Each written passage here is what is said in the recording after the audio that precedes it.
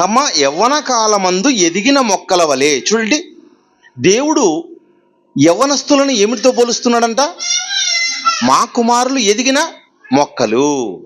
మా కుమారులు ఎదిగిన మొక్కలంటే మొక్కలతో పోలుస్తూ ఉన్నాడు.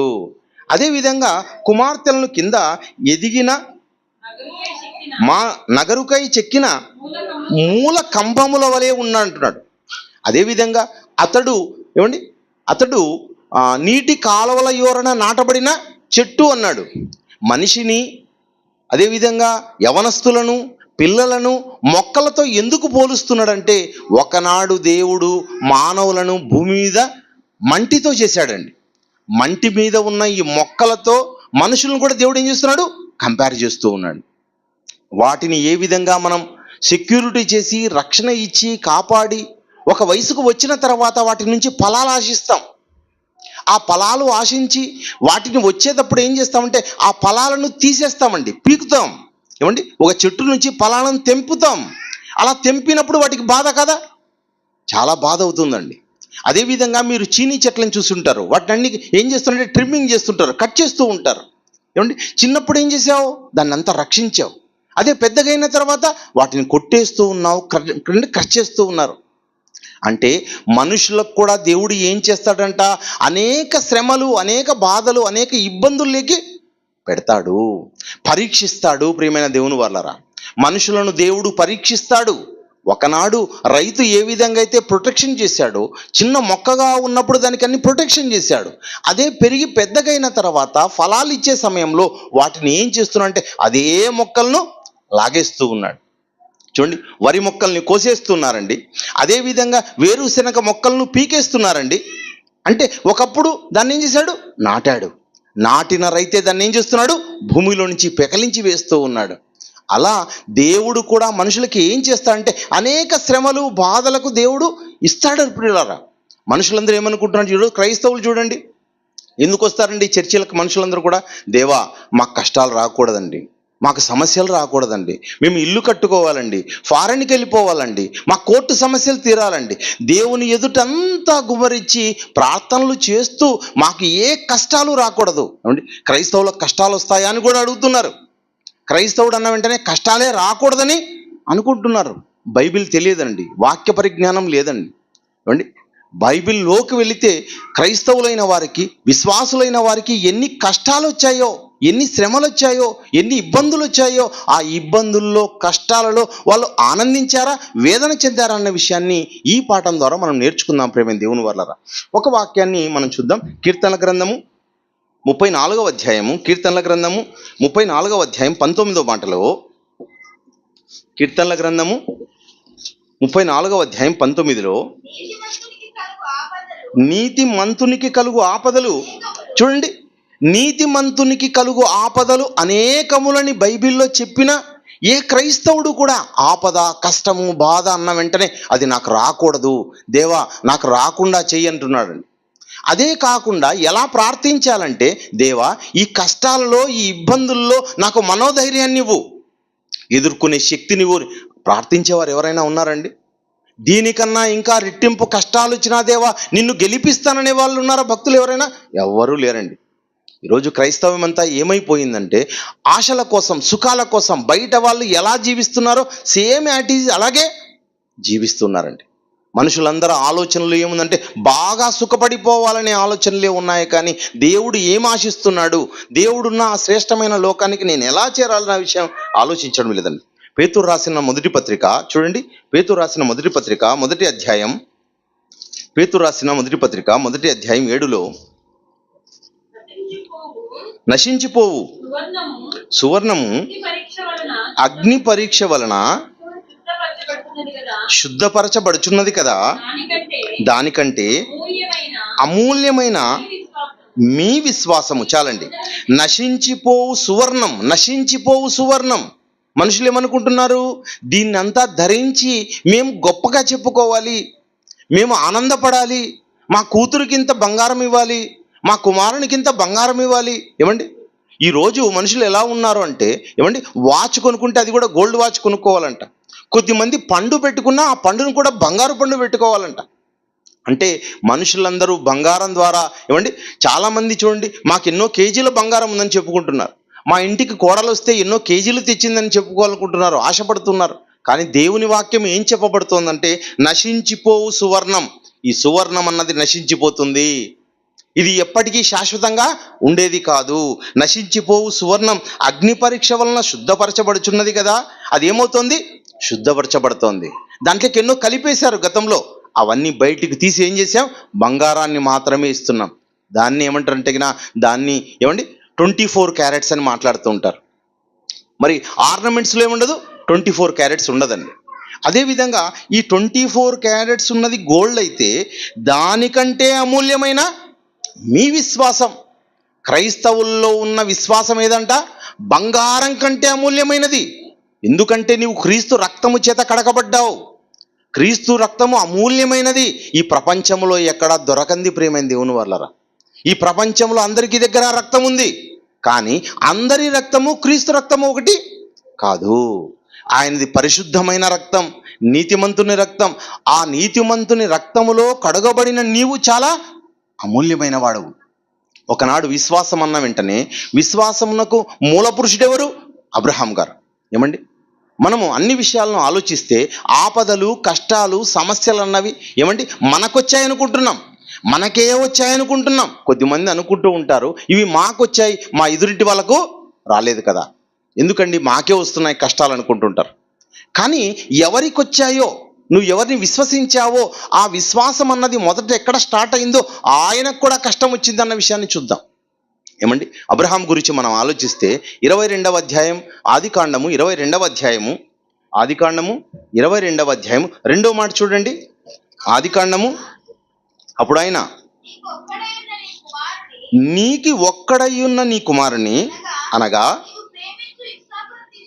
నీవు ప్రేమించు ఇస్సాకును తీసుకొని మోరియా దేశమునకు వెళ్ళి అక్కడ నీతో చెప్పబో పర్వతములలో ఒకదాని మీద దహన బలిగా అర్పించుమని చెప్పాను. చూడండి, ఏమర్పించాలంట? దహన బలిగా. ఏమండి, ఏదైనా పశువును అర్పించమంటున్నాడా? కాదే, నీవు ప్రేమించుచున్న నీకు ఒక్కడై ఉన్న నీ కుమారుణ్ణి. ఏమండి, మనమేమనుకుంటున్నాం? దేవుడన్న వెంటనే ఆపద ముక్కులవాడు, దేవుడన్న వెంటనే సమస్యలు తీర్చేవాడు దేవుడు, ఆపదలో ఆదుకో అన్న వెంటనే ఆదుకునేవాడు దేవుడు అనుకుంటున్నాం.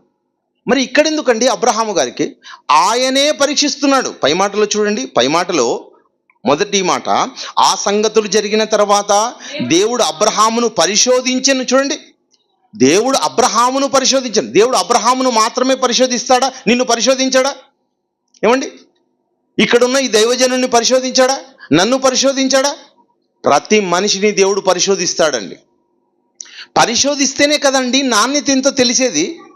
ఏ బియ్యం బాగున్నాయో లేదో నువ్వు పరిశీలిస్తావు, ఏ స్థలం బాగుందో లేదో, కరెక్ట్గా ఉన్నాయో కొలతలు లేదో పరిశీలిస్తావు, ఎక్కడైతే నాణ్యమైన విద్య ఉందో లేదో పరిశీలిస్తావు. దేవుడు నిన్ను పరిశోధించకూడదా? పరిశోధించకూడదు.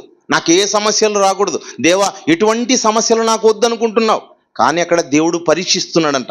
ఎలా పరీక్షించాడంటే దహన బలిగా నీ కుమారుని అర్పించు. దహన బలి అంటే ఏమండి? చంపాలి, ఆ తర్వాత ఏం చేయాలంట? దహించాలి. కానీ దానికి కూడా ఆయన ఒప్పుకొని, ఏమండి అలా ఒప్పుకొని ఏం చేస్తున్నాడంటే 4వ మాటలు చూడండి. 4వ మాటలో, 3వ నాడు అబ్రహాము కన్నులెత్తి దూరం నుండి ఆ చోటును చూచి, ఏ చోటది? మోరియా పర్వతం. ఆ మోరియా పర్వతాన్ని చూశాడండి. ఆ మోరియా పర్వతాన్ని చూడ్డానికి ఎన్ని రోజులు పట్టిందంట? 3 దినములైన తర్వాత. ఏమండి, ఎప్పుడైతే దేవుడు చెప్పాడో, దేవుడు చెప్పిన తర్వాత రోజు నుంచి బయలుదేరిన అబ్రహాము ఎన్ని గంటలండి? 3 దినాల ప్రయాణం. 3 దినాల ప్రయాణం అంటే గంటకు అంటే ఒక రోజుకి 24 గంటలండి. ఎన్ని గంటలు చూడండి? 72 గంటల పాటు పెద్ద పరీక్ష ఇచ్చాడండి దేవుడు. ఏ క్షణంలోనైనా సరే అబ్రహాము వెనుదిరిగే అవకాశం ఉంది. ఏ క్షణంలోనైనా సరే వెనుదిరిగి అబ్రహాము తన కుమారుని తీసుకుని వెళ్ళవచ్చు. కానీ ఏ మాత్రము వెనుదిరక్క, అంటే అప్పటికే 100 ఏండ్లు దాటిందండి. 100 ఏండ్లు దాటిన వృద్ధుడు భార్యతో చెప్పక, బంధువులతో చెప్పక, తన పనివారితో దాసులతో చెప్పక, కుమారునితో చెప్పక తీసుకొని వచ్చి సరాసరి ఏం చేస్తున్నాడు? కొండెక్కేశాడు. కొండెక్కేసి కాళ్ళు చేతులు కట్టేసి అతన్ని చంపడానికి ఏం చేశాడు? కత్తి కూడా ఎత్తాడండి. కత్తి కూడా ఎత్తిన తర్వాత దేవుడు అంటున్న మాట ఏమంటే 14వ వచనంలో, అబ్రహాము 16వ వచనం చూడండి. నీవు నీవు ఆ. నీకు ఒక్కడే అయ్యున్న నీకు ఒక్కడే అయ్యున్న కుమారుని నీ కుమారుణ్ణి ఇయ్య వెనుదీయక ఈ కార్యం ఈ కార్యము చేసినందున. ఏమండి, ఎంత ఆపద వచ్చిందండి అబ్రహాము గారికి. అబ్రహాము గారికి వచ్చిన కష్టం గురించి ఆలోచించండి. ఒక్కడైన కుమారుణ్ణి తీసుకొని సాక్షాత్తు ఏమండి ఎంతో ముద్దుగా పెంచుకున్న కుమారుణ్ణి తన చేతుల ద్వారానే ఏమి ఇవ్వాలి? బలి ఇవ్వాలి. తన చేతుల ద్వారానే ఏం చేయాలి? కాల్చాలండి, దహన బలి చేయాలి. అలా ఉన్నప్పుడు అతనికి వచ్చిన ఆ కష్టాన్ని ఏమండి ఇది కష్టం అనుకుంటే చేయగలడా? ఎందుకు నాకు ఈ బాధ అనుకుంటే, ఎందుకు నాకు ఈ వేదన అనుకుంటే? ఆలోచించండి ప్రియులారా. ఏమండి, ఆయనకే కాదండి, భక్తులందరికీ మహా కష్టాలన్న వచ్చాయి. ఆ కష్టాలలో భక్తులు ఏం చేశారో మనం జాగ్రత్తగా తెలుసుకుంటూ పోదాం, జాగ్రత్తగా ఆలోచిద్దాం. ఇంకొక భక్తుని చూద్దామండి. ఆయన ఎవరు కాదు, దావీదు గారు. దావీదు గారికి కూడా ఏమొచ్చింది అంటే చాలా కష్టం వచ్చిందండి. ఆయన ఎక్కడికి వెళ్ళాడు ఒకనాడు చూద్దాం. సమూయేలు మొదటి గ్రంథము 17వ అధ్యాయము 32వ వచనంలో ఒక రాజు దగ్గరికి వెళ్ళారు, సౌలు గారి దగ్గరికి వెళ్తున్నాడండి. వెళ్ళి ఏం మాట్లాడుతున్నాడో 17వ అధ్యాయం 32వ వచనంలో, 32, ఈ ఫిలిస్తీన్ని బట్టి ఎవరి మనసును కృంగ నిమిత్తము లేదు. ఎవ్వరు కృంగిపోవద్దండి. ఎందుకు? ఈ ఫిలిస్తీయుడు ఏమంటే ఆజానుబాహుడు ఉన్నాడు, 6 మూరల ఏమంటే ఎత్తు కలిగిన వాడుగా ఉంటున్నాడు. ఎవరైనా? గొల్యాతు. ఈ గొల్యాతు ఉన్నాడని చెప్పి మీరెవ్వరు కృంగనీయొద్దు అంటారు. ఎవరంటే అయినా ఈయన గురించి సౌలు ఏం మాట్లాడుతున్నాడు చూద్దాం. అట్లే చదవండి. మీ దాసుడనైన నేను మీ దాసుడనైన నేను వానితో పోట్లాడుదునని ఆ దావీదు సౌలుతో అనగా సౌలు ఈ ఫిలిష్తీయుని ఎదుర్కొని ఉమ్, వానితో పోట్లాడుటకు ఉమ్, నీకు బలము చాలదు. నీకు బలము చాలదు, నీవు బాలుడవు. వాడు బాల్యం నుండి యుద్ధాభ్యాసం చేసిన వాడని గొల్యాతు ఎవరంట? యుద్ధాభ్యాసం చేసిన వాడు. మరి నీవెవరు? నీకు అసలు శక్తి చాలదు, నీవు బాలుడవు, నీ చేత ఏమీ కాదు, అది చాలా కష్టం, నువ్వు వెళ్ళావో ఇక చచ్చినట్లే అన్నాడండి. కానీ ఎంత శక్తిమంతుడుగా మాట్లాడుతున్నంటే, ఇదిగో నేను గొర్రెల మందలో ఉన్నప్పుడు ఒక సింహం వచ్చింది, ఆ సింహం మీదికి నేను వెళ్ళాను. ఒకప్పుడు ఎలుగుబంటి వచ్చింది, ఆ ఎలుగుబంటి మీదికి వెళ్ళాను నేను. వాటిని ఏ విధంగా జయించానో ఈనాడు కూడా అదే విధంగా జయిస్తాను, యుద్ధము యెహోవాది అని వెళ్ళాడండి. ఏమండి, ఎవరైనా మనం ఒక సింహం వస్తే సింహం మీదకి వెళ్ళగలమా? ఏమండి, ఆయన మనలాంటి వాడే కదా. కానీ ఏం చేశాడు? ధైర్యంగా ఎదుర్కొన్నాడండి, ధైర్యంగా ఎదుర్కొన్నాడు. అంటే ఆపద వచ్చింది ఆయనకు కూడా. పోతే పోయాయి గొర్రెలు అనుకున్నాడా? పోతే పోయాయి గొర్రెలు, నా ప్రాణం దక్కితే చాలనుకున్నాడా? పోయి పోట్లాడాడండి, వాటితో పోరాడాడు. దావీదు చిన్న బాలుడుగా ఉన్నప్పుడే ఏం చేశాడంట? ఒక సింహంతోనూ అదేవిధంగా ఒక ఎలుగుబంటితో పోరాడాడు. అందుకనే ఆయనతో పోరాడే అవకాశం ఎవరు ఇస్తున్నాడు? దేవుడు ఇస్తున్నాడు. ప్రియులారా, దేవుడు ఒక అవకాశాన్ని, ఒక ఆపదను ముందుకు తెచ్చాడు. అంటే ఎందుకు తెచ్చాడు? వారందరి ముందున చూయించి ఏం చేశాడు? ఈయన్ని తీసుకొని వెళ్ళి, గొర్రెల దొడ్డిలో ఉన్నవాన్ని తీసుకొని వెళ్ళి అంతఃపురంలో రాజసింహాసనం మీద కూర్చుండబెట్టాడు. ఏమండి, ఆపదలలో ఏం చేశాడంటే, ఆపద వచ్చినప్పుడు ఆ ఆపదకు ఎదురెళ్ళాడండి. ఎదురు వెళ్ళి ఆనందించి ఏం చేశాడు? పోరాడిన వాడుగా కనపడుతున్నాడు దావీదు అన్న వెంటనే. దావీదును మహారాజుగా చూస్తాం, దావీదు సింహాసనం మీద కూర్చున్నాడండి అంటాం, అంతఃపురంలో ఉన్నాడంటాం. కానీ ఆయన పోరాటం పోరాడాలి. ప్రియులారా, ఈరోజు చూడండి, చిన్న బిడ్డలను 1వ తరగతిలో పంపిస్తున్నాం, వాళ్ళ అక్షరాలు నేర్చుకోవాలంటే ఎంత కష్టం ఆలోచించండి. కష్టమా కాదా? కష్టమండి. రిజల్ట్స్ వచ్చాయి ఈరోజు. రిజల్ట్ అనగానే ఏమండి, ఫలితం రాకముందు ఏం జరిగింది? ఒక మహా సంగ్రామం. వాళ్ళు కూడా ఏం చేశారంటే రాత్రింబగళ్ళు చదివి తీసుకుని వెళ్ళి రాస్తూ ఉన్నారు. కానీ ఈ రోజుల్లో చాలామంది కాపీ కొట్టి కూడా రాస్తూ ఉన్నారు. కానీ ఆ రోజు ఎటువంటిది లేకుండండి, ఎటువంటి పరీక్ష అంటే వాళ్ళకి ఏమండి అగ్ని వంటి మహాపరీక్షలు వచ్చాయి, కష్టాలు వచ్చాయి, ఆపదలు వచ్చాయి. ఆ ఆపదల్లో వాళ్ళు ఏం చేశారంట? ఆనందించారంట. పిల్లరా, ఏమండి ఆపదల్లో ఎవరైనా ఆనందిస్తారా? బైబిల్ చెప్పాలి కదా. ఆపద వస్తే ఆపదల్లో ఆనందించారంటే ఒక మంచి మాట మీకు చూపిస్తాను. తిమోతికి రాసిన రెండవ పత్రిక పౌలు గారు ఏం చెబుతున్నారో తిమోతికి ఈ మాట చూసి ముందుకెళ్దాం. తిమోతికి రాసిన 2వ పత్రిక 2వ అధ్యాయం 3లో క్రీస్తు యేసు యొక్క మంచి సైనికుని వలె క్రీస్తు యేసు యొక్క మంచి సైనికుల వలె నాతో కూడా శ్రమను అనుభవించు నాతో కూడా నీవు శ్రమలు అనుభవించు శ్రమలు ఆపదలు అనుభవించు అని చెప్తున్నాడండి. ఏమండి, ఎవరైనా ఏమనుకుంటారు? శ్రమించాలనుకుంటారా? వద్దనుకుంటారు శ్రమలు. కానీ క్రీస్తు యేసు యొక్క మంచి సైనికుడు ఏం చేస్తాడంట? శ్రమలు అనుభవిస్తాడు. సైనికుడు ఎవడను యుద్ధమునకు పోవునప్పుడు తన్ను దండులో చేర్చుకునే వాన్ని సంతోష పెట్టవలనని ఈ జీవన వ్యాపారంలో చిక్కుకొనడు. మరియు జట్టి అయిన వాడు పోరాడినప్పుడు నియమం ప్రకారంగా పోరాడుకుంటే వాని కిరీటము నియమ ప్రకారంగా పోరాడాలి. జట్టి అయిన పనివాడు నియమ ప్రకారంగా. ఏమిటా నియమం? బాప్తిస్మం అన్నది నియమం అండి. క్రైస్తవుడిగా కావాలి అంటే బాప్తిస్మం అన్నది నియమం. ఆ బాప్తిస్మానికి ముందు ఏం చేయాలి? నీ హృదయంలో నువ్వు విశ్వసించాలి. యేసుక్రీస్తును సొంత రక్షకుడుగా అంగీకరించాలి. యేసుక్రీస్తు పడిన శ్రమలను నేను కూడా పడతానని నువ్వు ఒప్పుకోవాలండి. అలా ఒప్పుకోకుండానే క్రైస్తవులానికి వస్తున్నారు కనుక ఏమండి, తండ్రి క్రైస్తవులైతే ఏమండి, అదేవిధంగా భార్య క్రైస్తవురాలైతే, కుటుంబం క్రైస్తవురాలైతే బిడ్డలు కూడా క్రైస్తవులని చెప్పుకుంటున్నారు. కాదండి, బైబిల్ ఏమని చదివిస్తోందంటే హృదయమందు ఎవడైతే విశ్వసిస్తాడో వాడే క్రైస్తవుడు. క్రైస్తవులకు పుట్టిన పిల్లలు క్రైస్తవులు కాదని బైబిల్ చెప్తోంది. బైబిల్ ఏం చెప్తోందంటే ఎవరు క్రైస్తవులు? వాక్యాన్ని విశ్వసించి హృదయంలో విశ్వసించి నియమ ప్రకారంగా నువ్వు పోరాటానికి రావాలి, బాప్తిస్మం తీసుకోవాలి, జట్టి అయిన పనివాడుగా కావాలి. క్రైస్తవుడు అంటే పోరాడేవాడండి, శ్రమలకు ఎదురొడ్డేవాడు, శ్రమలను ఆహ్వానించేవాడు, శ్రమలలో ఆనందించేవాడు వాడు కదా క్రైస్తవుడు అంటే. అంతేకాని ఈ లోకంలో ఉన్న సంపాదనలు మనకు కావాలి, ఈ లోకంలో లాగా మేము అన్ని కొనుక్కోవాలి, తెలుసుకోవాలి, నేర్చుకోవాలి అనుకునేవాడు క్రైస్తవుడు ఎలా అవుతాడు చెప్పండి? ఈ లోక సంబంధి అవుతాడండి. లోక సంబంధులు క్రైస్తవులు కలిసిపోయి లోక సంబంధుల్లాగే బ్రతకాలనుకుంటున్నాడు క్రైస్తవుడు అంటే. క్రైస్తవుడు అంటే అలా బ్రతికేవాడు కాదు ప్రియులారా. క్రీస్తు అలా బ్రతకలేదు. ఏమండి, అపోస్తలులు అలా బతకలేదు, పౌలు గారు అలా బతకలేదు. ముందు నుంచి అండి భక్తులని ఎవరిని అంటున్నామో భక్తులు ఎవరు కూడా అలా బ్రతకలేదండి. ఈరోజు చేస్తున్న ప్రార్థనలు ఎవరు కూడా వాళ్ళు చేయలేదండి అలా. చూద్దాం, ముందుకు వెళ్ళి మరికొన్ని విషయాలను పరిశీలిద్దాం. సామెతల గ్రంథము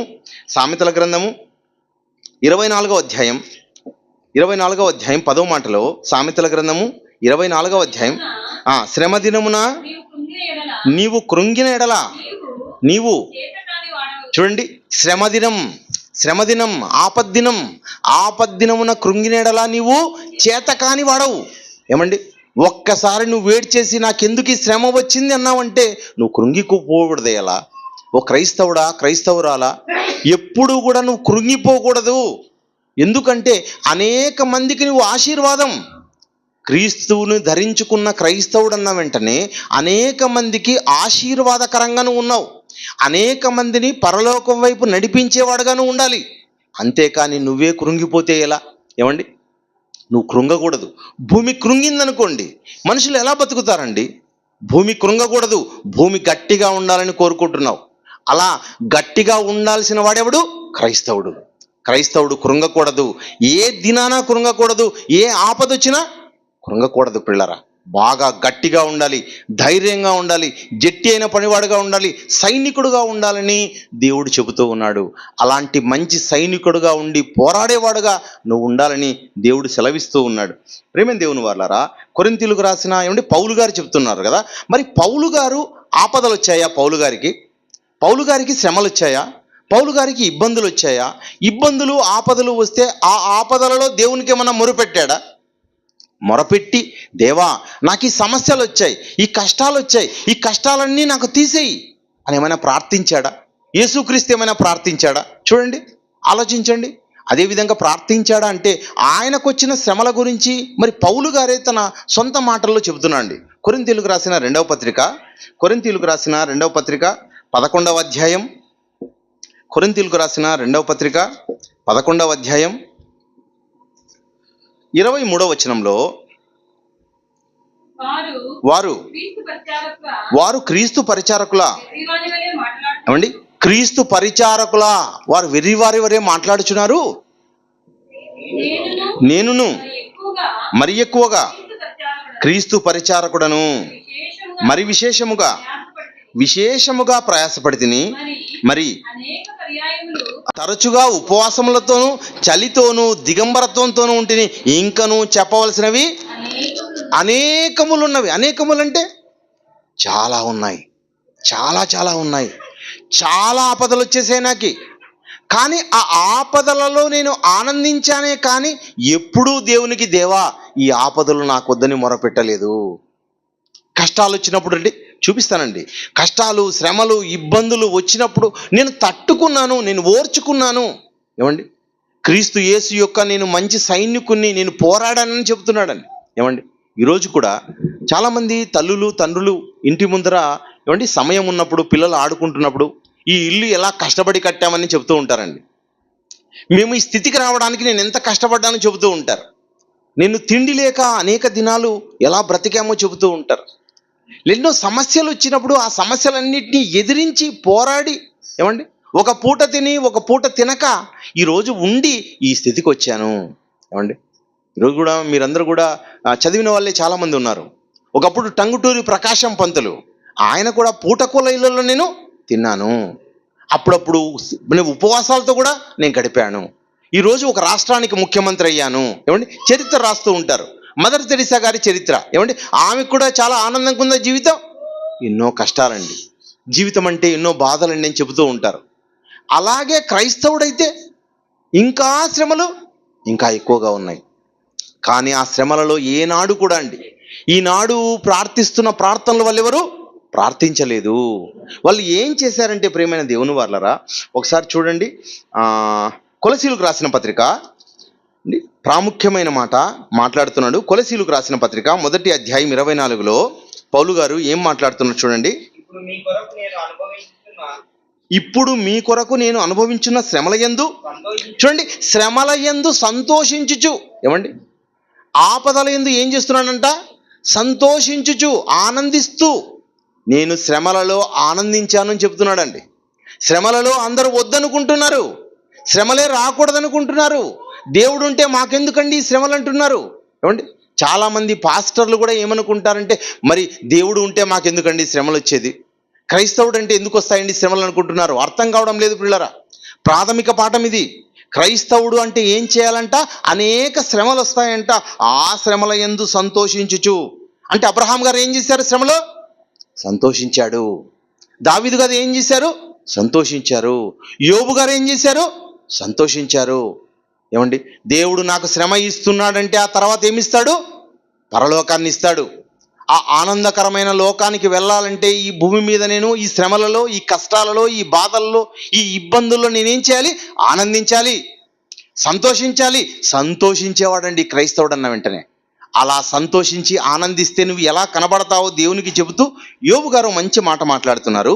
యోబు గ్రంథము 23వ అధ్యాయము ఒకసారి చూద్దామండి. యోబు గ్రంథము 23వ అధ్యాయం 10వ మాటలో,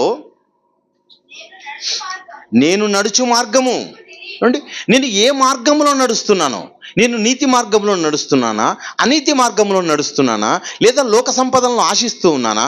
ఏమండి, నా మనసేమో దేవునికి బాగా ఎరుక, బాగా తెలుసు. అలా తెలిసిన దేవుడు ఆయన నన్ను శోధించిన తర్వాత చూడండి, నన్ను దేవుడు శోధిస్తాడు. ఆ శోధించిన దేవునికి నేను ఎలా కనిపిస్తాను? సువర్ణం వలె కనిపిస్తాను. 24 క్యారెట్ల 24 క్యారెట్స్ బంగారం వలె నేను కనిపిస్తాను. ఏమండి, శ్రమల్లో ఏం చేయబడాలంట? ఆనందించాలంట అండి. అలా శ్రమలలో ఆనందించిన వాడైన యోబు గారు మాట్లాడుతున్నారు. నేను శ్రమలలో, ఈ కష్టాలలో, ఈ బాధలలో నాకు రాకూడదని కాదు, యెహోవా ఇచ్చెను, యెహోవా తీసుకెళ్ళను, యెహోవా నామమునకు స్తుతి కలుగును గాక అన్నవాడండి మహానుభావుడు. ఆయన మహాత్ముడు అండి. ఈ రోజున్న వారు ఎవరు కూడా ఆయన ఎదుట ఎవరు కూడా సరి సమానం కారండి. అలా ఆనందించేవాడే భక్తుడు, అలా ఆశించేవాడే భక్తుడు. అలా ఆనందించిన వాడుగా ఇంకేమంటారంటే, నా పాదములు ఆయన అడుగుజాడలు విడవక నడిచినవి. చూడండి, నా పాదములు ఆయన అడుగుజాడలు విడువక దేవుని వాక్యాన్ని విడువక నేను పాటించాను. నా దివారాత్రాలు దేవుని గ్రంథాన్ని నేను అనుసరించాను. ఇంకా కింద మాట అంటున్నాడు, నేను ఇటు అటు తొలగక ఆయన మార్గమును అనుసరించి తిని. నేను ఎక్కడా తొలగలేదు, ఈ లోకంలో దేన్ని ఆశించలేదు. ఈ లోకంలో అటు ఇటు తొలగక, అంటే నువ్వు భక్తుడుగా ఉన్నావు అంటే, ఈ లేఖనాల పరిశోధన సదస్సులో నువ్వు నేర్చుకుంటున్నావు అంటే, నువ్వు ఎక్కడికి చేరాలి, పరలోకం చేరాలి అంటే నువ్వు అటు ఇటు కదలకూడదు పిల్లరా. ఏమండి, సమస్య వచ్చిన వెంటనే దేవుడు ఆ సమస్య తీసేయి కాదు, ఎన్ని సమస్యలు వచ్చినా నిన్ను విడువను. ఏమండి, దేవుణ్ణి ఎడబాయని దేవుడు అండి. కానీ సమస్య ఎందుకు వస్తుందో తెలుసా? అది నిన్ను నిలబెట్టడానికే వస్తుంది. సమస్య మేలు కోసమే వస్తుంది. సమస్తమును సమకూడి జరుగుచున్నాయి. మేలు కోసమే సమస్తము సమకూడి జరుగుతాయండి. కనుక మేలు కావాలి అంటే నువ్వేం చేయబడాలి? కష్టపడాలండి. ఏమండి, తల్లి నొప్పులు లేకుండా బిడ్డ కావాలంటే ఎలా అండి? కష్టం లేకుండా బిడ్డ కావాలంటే ఎలా అండి? బిడ్డను కావాలి అంటే తల్లి కష్టపడాలి. పంట రావాలి అంటే రైతు కష్టపడాలి. ఉపాధ్యాయుడు కష్టపడితేనే, పిల్లలు కష్టపడితేనే ఈరోజు ఫలితం చూస్తారు. నువ్వు పరలోకాన్ని కావాలి అంటే ఏం చేయబడాలంటే నువ్వు అగ్ని పరీక్షకు నిలవాలి. నీ జీవితం అగ్ని పరీక్షలో ఉండాలి. నీకు అనేక శ్రమలు అన్నవి కావాలి పిల్లరా. కానీ క్రైస్తవులకి ఎవరికి శ్రమలు వద్దనుకుంటున్నారే, కానీ శ్రమలలో ఉంటుంది క్రైస్తవ్యం. ఇప్పుడు కూడా శ్రమలలో విస్తరించింది ఆనాడు క్రైస్తవ్యం. కాబట్టి క్రైస్తవునికి శ్రమలు వస్తాయి. ఇంకా కొన్ని వచనాలు చూసి ముగిద్దామండి. కొరింథీయులకు రాసిన లేకపోతే పేతురు పత్రిక చూడండి. పేతురు రాసిన మొదటి పత్రిక 4వ అధ్యాయం. పేతురు రాసిన మొదటి పత్రిక 4వ అధ్యాయం ముగిస్తాను. 12వ వచనం చూడండి. ప్రియులారా, మిమ్మును శోధించుటకు మీకు కలుగుచున్న చూడండి అగ్ని వంటి మహాశ్రమలు. ఎలాంటి శ్రమలు వస్తాయంట? అగ్ని వంటి మహాశ్రమలు. దేవుడు మనకిచ్చే శ్రమలు ఎలా ఉంటాయంటే అగ్ని లాంటి మహాశ్రమలు ఇస్తాడంట. ఇక్కడ నీకే అగ్ని లాంటి మహాశ్రమలు వద్దంటే, ఇదిగో కలికాలం అగ్నిగుండంలో కాలాలండి. ఈ లోకంలో శ్రమలు అనుభవిస్తావా? ఈ లోకంలో శ్రమలు వద్దని నాకు జీవితాంతం అగ్నిగుండానికి వెళ్ళిపోతావా? ఆలోచించండి. అగ్ని లాంటి మహాశ్రమలు. ఏమండి, ఈ జీవితం తర్వాత ఉండకూడదంటే ఈ జీవితంలో మనకు శ్రమలు కావాలని కోరుకోవాలండి. ఆ శ్రమలలో ఆనందించాలండి. అనేక మందికి నువ్వు ఏం చేయాలి? నువ్వు నిలబడాలి, ఆదర్శవంతుడుగా ఉండాలి. ఏమండి, అలా ఉన్నప్పుడే నీ జీవితం ఏమవుతుంది? ఫలప్రదంగా మారుతుంది. అక్కడే చూడండి 12వ వచనం 16 చూడండి. 16 తిమోతికి, ఎవడైనను క్రైస్తవుడైనందుకు శ్రమ అనుభవించిన ఎడలా చూడండి అతడు సిగ్గుపడక అంటున్నాడు. అంటే శ్రమలు వస్తే సిగ్గుపడకూడదండి. అండి, నేను శ్రమ పడుతున్నానని ఇంకొకరికి చెప్పుకోవడానికి సిగ్గుండకూడదు. శ్రమలన్నవి క్రైస్తవుడికి రావాలి. క్రైస్తవుడు అంటేనే శ్రమలు వస్తాయి. ఏమండి, క్రైస్తవుడికి శ్రమ రాకుండా ఉండదు. వానికి కుటుంబంలో శ్రమ ఉంటుంది, ఉద్యోగ జీవితంలో శ్రమ ఉంటుంది, అందరి మధ్యలో శ్రమ ఉంటుంది, అందరి మధ్యలో బాధ ఉంటుంది. దేవుడే అతన్ని ఏం చేస్తాడంట? పరీక్షిస్తాడంటండి. కనుక ప్రేమైన దేవుని వాళ్ళరా, దేవుడు శ్రమలు ఇస్తాడు. ఇంకొక వచనం చూద్దాం. అపోస్తల కార్యములు 14:22లో కొన్ని మాటలు చూపిస్తున్నాను, మీరు చూడండి అన్ని వరుసగా. అపోస్తల కార్యములు 14వ అధ్యాయం 22లో మరి పౌలు గారు మాట్లాడుతూ ఏం మాట్లాడుతున్నాడు అక్కడ? మనము అనేక శ్రమ ఇప్పుడు ఇంకొకసారి చదవండి ఎవరైనా. శిష్యుల మనసులను దృఢపరిచి విశ్వాసమందు నిలకడగా ఉండవలనని అనేక శ్రమలను అనుభవించి మనము దేవుని రాజ్యంలో చూడండి, దేవుని రాజ్యంలో ప్రవేశించాలంటే మనం అనేక శ్రమలు పొందాలి. అనేక శ్రమలు పొందాలి. ఆ శ్రమలలో ఏం చేయబడాలంట? ఆనందించాలంట పిల్లరా. ఏమండి, ఆపదలలో ఆనందిస్తావా? ఆపదలలో ఆదుకోమంటావా? ఏమండి, ఈరోజు కూడా ప్రభుత్వాన్ని ఆదుకోమంటుంటారు. అయ్యా మాకు ఇల్లు లేదు, ఇల్లు కావాలి. స్థలం లేదు, స్థలం కావాలి. కొట్టం కూలిపోతోంది, కావాలి. కారుతోంది, మాకు స్థలం కావాలి. ఏవో అడుగుతూ ఉంటారు, ఎవరో ఇస్తారనుకుంటుంటారు. పిల్లరా, ఈ లోకంలో మనం బాధలు అనుభవించడానికే పుట్టాం. బాధలు అనుభవించాలి. క్రైస్తవుడు అంటే అనేక బాధలు వస్తాయి. ఇస్తే తీసుకోండి, కానీ వాటి కోసమే అర్రులు చేస్తూ పరిగెత్తకండి. ఎక్కడ ఈ లోకంలో ఎవరు ఏమండి, ఎవరైనా ఉచితంగా ఏదైనా ఇస్తారా? లేదండి. మన నుంచి ఎంతో పొందుకోవాలనుకుంటేనే వాళ్ళు ఏదో కొద్దిగా ఇస్తారు. మనం దేన్ని ఆశించని వాడుగా ఉండాలి. ఏమండి, అబ్రహాం గారు ఏమన్నారంటే, ఎవడి చెప్పుల వారైనా నిన్ను కోరుకోనన్నాడు. దేన్ని కోరుకోవాల్సిన పని లేదు ప్రియులారా. ఉన్నదానితో బ్రతకాలి. అనేక శ్రమలకు ఓర్చుకోవాలి. ఇంకొక మాట చూడండి, కొరింథీయులకు రాసిన రెండవ పత్రిక 8వ అధ్యాయం. కొరింథీయులకు రాసిన 2వ పత్రిక 8వ అధ్యాయం 2వ మాటలో ఎలాగనగా వారు బహు శ్రమల వలన పరీక్షింపబడగా చూడండి, బహుశ్రమల వలన పరీక్షింపబడగా అత్యానందంగా సంతోషించిరి, అత్యధికముగా సంతోషించిరి. ఏమండి, ప్రారంభ సంఘం అండి, వారందరూ కూడా నిరుపేదలంటండి. నిరుపేదలైన వాళ్ళు ఏం చేశారంట? అత్యధికంగా సంతోషించారు. అక్కడే మరొక మంచి మాట ఉంటుందండి. 4వ అధ్యాయంలో 18లో మంచి మాట ఉంటుంది. క్షణమాత్రముండు మా చులకని శ్రమ. ఏమండి, క్షణమాత్రముండు చులకని శ్రమ. మనం ఈ లోకంలో ఉండేది చాలా తక్కువ కాలం, ప్రియమైన దేవుని వాళ్ళరా, చాలా చిన్న కాలం. నువ్వు 60 ఏండ్లు జీవించినా, 80 ఏండ్లు జీవించినా దేవుని దృష్టిలో అది చాలా చిన్నది. ఎందుకంటే ఆయన ఏమంటున్నాడంటే, ఇదిగో 1000 సంవత్సరంలో ఒక దినంతో సమానం అంటున్నాడు. కనుక చాలా చిన్న కాలం మనం బ్రతికేది. ఈ చిన్న కాలంలో దేవుడు ఏవైతే పరీక్షిస్తున్నాడో ఆ పరీక్షలకు మనం ఏం చేయాలి? తట్టుకోవాలి, ఓర్చుకోవాలి. రోమీలకు రాసిన పత్రిక, చివరిగా ముగిస్తున్నాను. రోమీలకు రాసిన పత్రిక 5వ అధ్యాయం 3వ మాటలో, రోమీలకు రాసిన పత్రిక 5వ అధ్యాయం 3వ మాటలో, అంతేకాదు శ్రమ ఓర్పును, ఓర్పు పరీక్షను, పరీక్ష నిరీక్షణను కలుగజేయునని ఎరిగి శ్రమల యందు అతిశయపడదుము. సంతోషించడమే కాదంట, అతిశయపడాలంట. అతిశయపడ్డం అంటే చెప్పుకోవడం. నేను శ్రమల యందు, శ్రమలే గొప్పవి. ఏమండి, మనం దేంట్లో అతిశయపడతారంట? మనుషులందరూ కూడా వారి యొక్క జ్ఞానం విషయంలో అతిశయపడతారంట, ధనం విషయంలో అతిశయపడతారంట, లేవండి బంగారం విషయంలో అతిశయపడతారంట. ఏమండి, ఒకరు జ్ఞానిని, ఒకరు శూరుడని చెప్పుకొని అతిశయిస్తారంట. కానీ శ్రమల యందు అతిశయపడాలి అని చెప్తున్నాడు. అంతేకాదు శ్రమ ఓర్పును, ఈ శ్రమలు నీకేం నేర్పుతాయి? ఓర్పును నేర్పుతాయి. ఓర్పు పరీక్ష నిరీక్షణను కలుగజేయునని ఎరిగి. ఏమండి, ఈ శ్రమల ద్వారా నీకు నిరీక్షణ వస్తుందండి.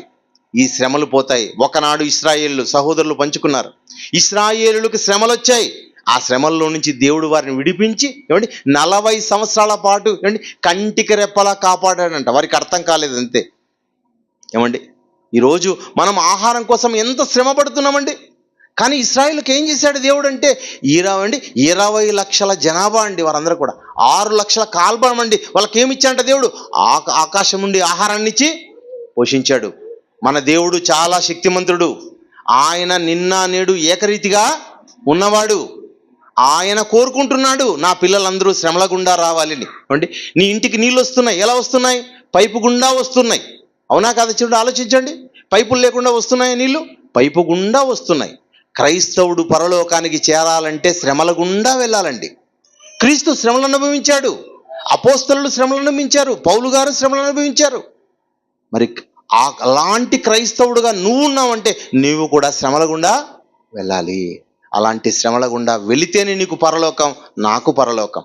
అలా కాకుండా ఏమండి ఆశలు, ఆనందాలు, ఈ లోకంలో ఏవో సంపాదించామని చెప్పుకోకుండా దేవుని ఎదుట మనకు మెప్పు కలగాలి అంటే ఏం చేయాలి కదా? క్రీస్తు ఎదుట ఆ మెప్పు కోసం అనేక శ్రమలు ఇక్కడ నువ్వు పడాలి. అలా పడితే తండ్రి అయిన దేవుడు అండి, యేసుక్రీస్తు 2వ రాకడలో నిన్ను ఇక్కడి నుంచి పరలోకానికి చేరిస్తే నీ ప్రతి బాష్ప బిందువునైనా తుడుస్తాడు. ఏమండి, అలాంటి భక్తులను చూడాలనే, తన పిల్లలను చూడాలనే తండ్రి అయిన దేవుడు ఏమండి ఆయన చూస్తూ ఉన్నాడండి. అలాంటి ఆత్మలను చూడాలనుకుంటున్నాడు. కనుక ప్రియమైన దేవుని వాళ్ళారా, లేఖనాల పరిశోధన సదస్సు అన్న వెంటనే ఎంతో ఖర్చుతో కూడింది, ఎంతో శ్రమతో కూడింది. కానీ 33 లేఖనాల పరిశోధన సదస్సుని సోదరుడు చేశాడంటే చూడండి, ఎన్ని శ్రమలు అనుభవించి ఉంటాడు, ఎన్ని కష్టాలు అనుభవించి ఉంటాడు. ఎందుకు చేస్తున్నాడంటే ఆ పరలోకం కోసం. ఎందుకు మనం రావాలి అంటే పరలోకం కోసం. కనుక మనమందరూ ఆ పరలోకాన్ని ఆశించే ఈ భూమి మీద బ్రతకాలి తప్ప దేన్ని ఆశించి భూమి మీద బ్రతకూడదని. దేన్ని ఆశించావో అది నువ్వు అపవాదిని ఆశించిన వాడిగా అవుతావు, పరలోకాన్ని కోల్పోతావన్న విషయాన్ని మనమందరూ గమనించాలి. ప్రార్థన చేసుకుందాం. దయగలిగిన మా తండ్రి, మీకు వందనాలు, స్తోత్రాలైనా తండ్రి. అనేక శ్రమలను అనుభవించి తండ్రి మరి పరలోకానికి చేరాలని మీరు కోరుతూ ఉన్నారు. ఒకనాటి భక్తులందరూ తండ్రి అనేక శ్రమలు పడ్డారు తండ్రి. ఈ భూమి మీద మరి ఒక యెహోషువ, కాలేబు, ఏలియా తండ్రి భక్తులందరూ శ్రమలు పడ్డారు.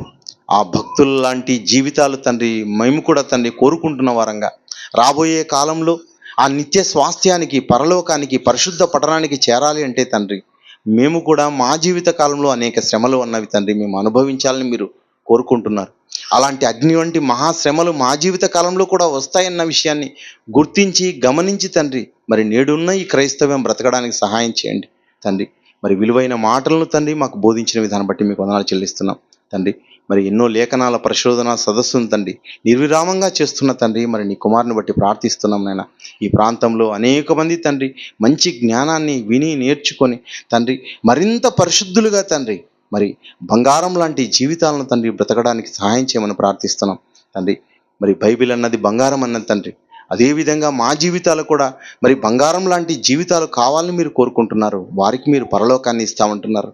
అలాంటి సువర్ణంలాగా తండ్రి ఒక యోబు ఏ విధంగా సువర్ణంగా కనిపిస్తున్నాడో, క్రీస్తు ఏ విధంగా సువర్ణంగా కనిపిస్తున్నాడో మేము కూడా మా జీవిత కాలంలో తండ్రి మాకొచ్చిన శ్రమలను బట్టి ఏ మాత్రము తండ్రి మా ఆపదలను బట్టి మేము కృంగిపోకుండా వెనుక తీయకుండా నీకోసం తండ్రి మంచి సైనికుని వలె పోరాడి తండ్రి నిజమైన క్రైస్తవులుగా నిజమైన నీ పిల్లలుగా తండ్రి మేము కనబడి ఈ భూమి మీద మిమ్మల్ని మహింపరిచే కార్యక్రమాల్లో మేము ఎల్లప్పుడూ ఉండడానికి సహాయం చేయమని ప్రార్థిస్తూ అర్థిస్తూ సమస్త ఘనత మహిమలు మీకు ఆరోపిస్తూ క్రీస్తు నామములో ప్రార్థిస్తున్నాం తండ్రి. ఆమేన్.